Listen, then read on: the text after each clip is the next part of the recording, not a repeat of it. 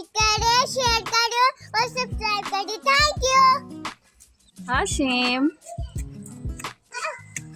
बिस्मिल्लाह, इधर आ जाए मेरा शहजादा। हाशिम, अस्सलामुअलैकुम एवरीवन, कैसे हैं जी आप सब। मैं तो बिल्कुल हूँ ठीक और अच्छा जा रहा है। माह रमज़ान क्योंकि मौसम भी हो गया अच्छा। ये वो जो एक छोटा सा क्लिप है, ये मैंने डालना था कल की वीडियो में स्टार्ट में, जब मम्मी के घर जा रही थी, क्योंकि कल डाल नहीं सकी तो आज के व्लॉग में ऐड कर दिया। अच्छा, ये शुगर मिल है हमारे शहर में ही है और अब तक चलती रही थी, बस अब एंड होने वाला है इसका टाइम भी। तो जब शुगर मिल चलती है ना, तो बाहर रोड क्रॉस करना एक अज़ाब बन जाता है। इतनी ट्रॉली जगह जगह पे गन्नों वाली ट्रॉली होती है और ना इतनी ज़्यादा उन्होंने लोड किए होते ना गन्ने, अल्लाह माफ़ करे, अक्सर तो एक्सीडेंट भी हो जाते हैं इन्हीं के ओवरलोडेड की वजह से। तो खैर, इन्हें भी ख्याल करना चाहिए कि लोग वगैरह भी गुजर रहे होते हैं और उनकी अपनी जान भी बहुत कीमती है। मैं अम्मी के घर आ गई थी, इफ्तारी का ही टाइम होने वाला था और अम्मी थी किचन में। मेरे कहने पर अम्मी बना रही थी चिकन पुलाव, क्योंकि अम्मी का चिकन पुलाव ना हमारे पूरे यानी एक ख़ानदान में फ़ेमस है कि अम्मी बहुत मज़े का बनाती हैं। वैसे तो खैर हर चीज़ ही उनके हाथ में ज़ायक़ा मज़े का ही बनाती हैं।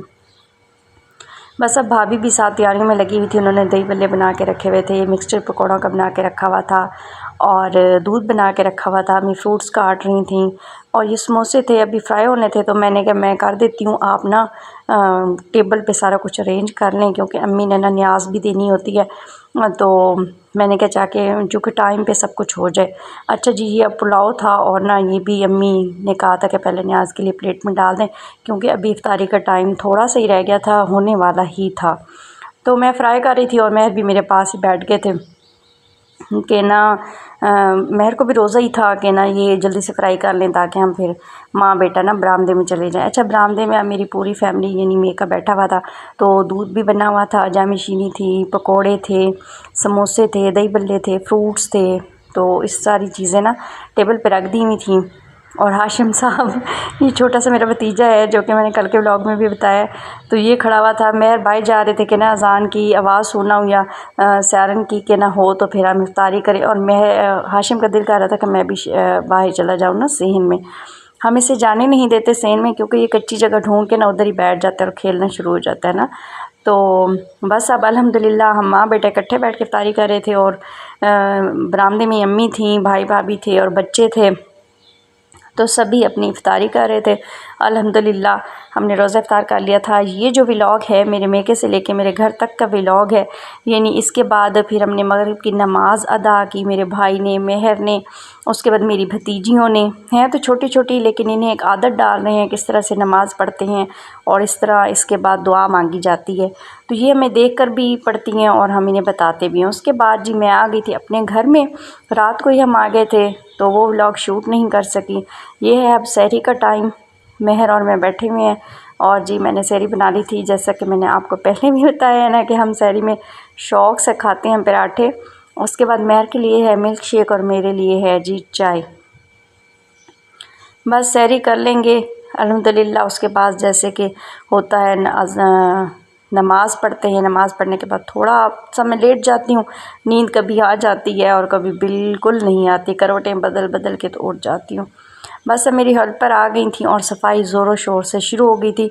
अच्छा, मेरी बहुत सी ऐसी आदतें हैं जो को मैं शुक्र करती हूँ कि मेरे में आदतें हैं, यानी मैं डेली अपने घर की सारी चीज़ें क्लीन करती हूँ और सारी चीज़ें एक एक चीज़ करके ना, क्योंकि अगर मुझे कुछ लग रहा होता है कि हाँ ये वाली चीज़ समेटने वाली है, यानी एक्स्ट्रा कपड़े हैं, कुछ रखने वाले हैं, एक्स्ट्रा बर्तन हैं, वो कुछ कैबिनेट में सेट होने वाले हैं, या कोई थोड़ी बहुत सेटिंग चेंज करनी है या जाले उतारने, तो ये थोड़ा बहुत मैं काम रोज़मर्रा रूटीन में करती रहती हूँ। यानी ये जो एक आदतें होती हैं ना, ये इंसान की ज़िंदगी को सुखी बना देती हैं। तो मेरे ख़्याल में ये आदत आप लोगों के लिए भी एज़ ए टिप के तौर पे इस्तेमाल होगी कि डेली अपना कुछ ना कुछ करते रहा करें।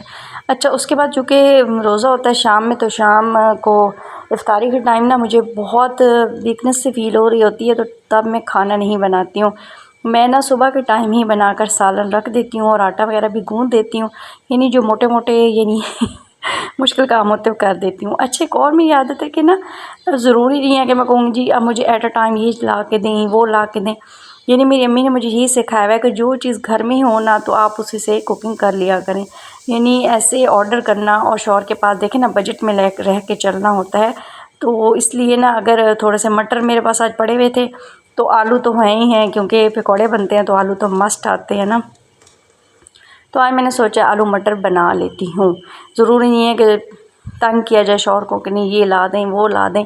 यानी एक वो घर चला रहे होते हैं, उनके ऊपर पूरी ज़िम्मेदारी होती है। ये नहीं है कि वो ला कर नहीं देते, वो डेली पूछते रहते हैं। लेकिन मेरी एक अपनी आदत है कि मैं चाहती हूँ कि ना, जो चीज़ है उसी में रह के बना लूँ, और घर वाले अल्हम्दुलिल्लाह शौक़ से खा लेंगे। क्योंकि एक अच्छी तरह अगर हम कुक कर लें तो घर वाले भी शौक़ से खा लेते हैं, और वो टाइम भी एक गुज़र जाता है।